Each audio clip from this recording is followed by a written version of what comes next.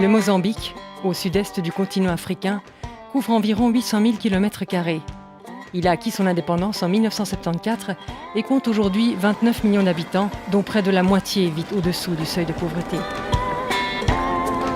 En 2016, le pays a vu ses bailleurs de fonds se retirer à cause de malversations du gouvernement.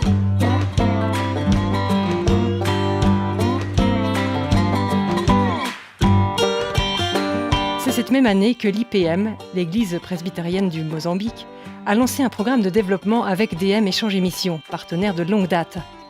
Baptisé Lumuku, qui veut dire autonomie en Tsonga, ce programme propose aux quelques 70 paroisses de l'IPM de développer des actions sociales. Les unes pensent à la réfection de leur presbytère, d'autres imaginent ouvrir une crèche, alors que certaines projettent de creuser un puits. Nous sommes à Maús, à environ 300 km de Maputo, la capitale. Maús, un des lieux emblématiques de la mission suisse. C'est la région d'origine d'Eduardo Mondlane, le fondateur du Frelimo, le Front de libération du Mozambique. C'est dans d'anciens locaux de la mission suisse que grandiront quelques 600 poussins. La pasteure de Maús, Lizzie Wamba, s'en réjouit. Ce projet va aider la paroisse au niveau social, sachant que la communauté ne possède pas ce type d'élevage. Non seulement un tel projet aide l'Église, mais aussi la communauté dans son ensemble. Pouvoir obtenir de la viande de poulet va bénéficier à la population sur place. Sans cela, les gens doivent faire 7 ou 8 kilomètres pour aller en acheter en ville. Avoir des poulets élevés tout près de chez eux va faciliter les choses. L'une des paroissiennes, Gilda, s'est engagée dans ce projet dès le début. J'ai décidé de m'impliquer dans ce projet de poulailler pour plusieurs raisons. C'est d'abord pour le développement de notre paroisse. On va pouvoir produire, on va pouvoir vendre et cela va nous aider pour payer les dépenses de la paroisse, mais aussi de la communauté. Ici, au village, il y a des enfants orphelins que l'on va pouvoir aider avec ce que l'on aura vendu. La paroisse a aidé l'un de ses membres à suivre la formation Lumuku afin qu'il puisse ensuite transmettre ce qu'il a appris aux autres personnes qui travailleront sur le projet. C'est très important, car ainsi les personnes vont pouvoir mettre en pratique cette théorie. Et ils ont déjà commencé en élaborant le projet et en préparant le poulailler.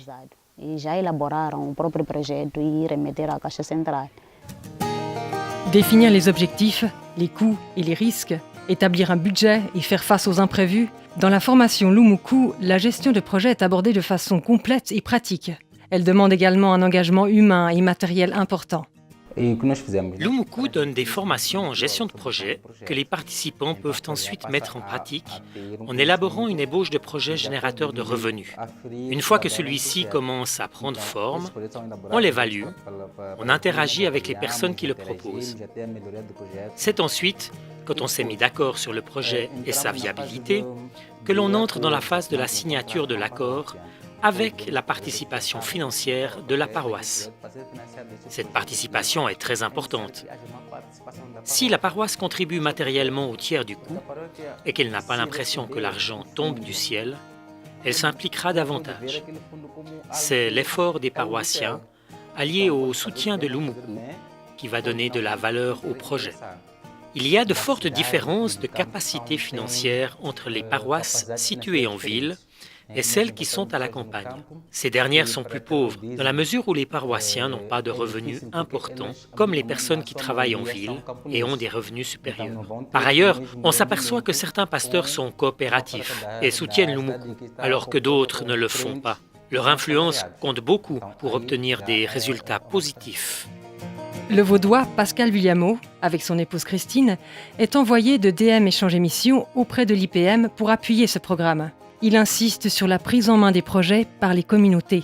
Le programme Lumuku peut les aider financièrement, mais en tout cas pas prendre le leadership de ces petits projets. C'est à eux à élaborer de tels projets sous leur propre responsabilité. À Chibuto, à côté de la maison du pasteur, 2 poulaillers ont été installés dans des murs existants. L'un accueille les poussins d'un jour, sous des lampes chauffantes et des braseros. Le deuxième voit grandir les volailles. Des 400 poussins acquis il y a un mois, la moitié a été vendue. Acheté 45 méticaèches pièce, le poulet se marchande à peu plus de 200 méticaèches. Mais le sac d'aliments coûte cher, environ 2000 méticaèches par jour jusqu'à la fin de la croissance des 400 poulets. Anna Maria, enseignante à la retraite, a suivi la formation et coach la petite équipe qui s'occupe des poulets. Par le passé, nous avions déjà eu l'idée de démarrer un élevage. Mais les responsables étaient démunis pour suivre le projet, car il manquait de compétences pour savoir comment emprunter, investir et gérer les achats et les ventes.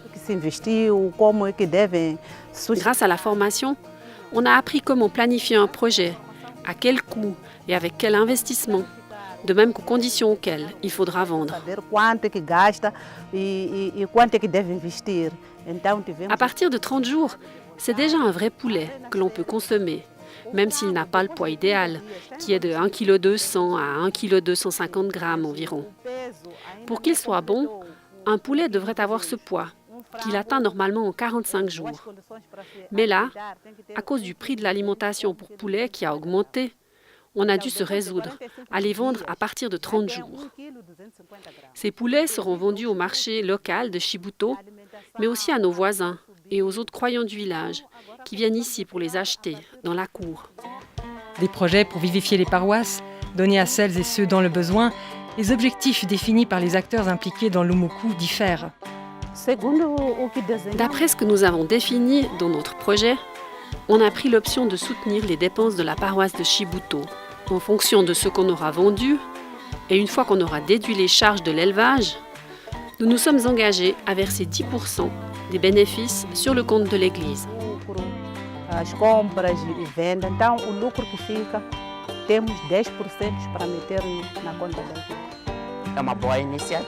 C'est une bonne initiative pour l'Église, mais pas seulement. On ne peut pas voir l'Église comme étant simplement un lieu entre quatre murs. On doit être attentif aux besoins des gens qui nous entourent.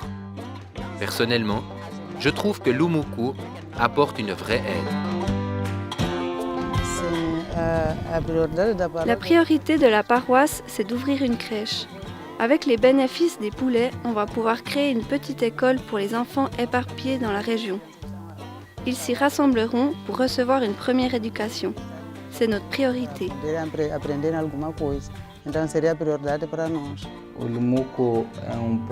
L'Umuku est un programme prometteur car il apporte de l'espérance à l'Église. Dans le passé, elle s'est développée avec des projets d'éducation, de santé. Cela donne de l'espoir par rapport à l'histoire de l'Église. Le travail que l'on fait avec l'Umuku est pertinent, en particulier dans les zones rurales, où des paysannes et des paysans peuvent ainsi se lancer dans de petits projets.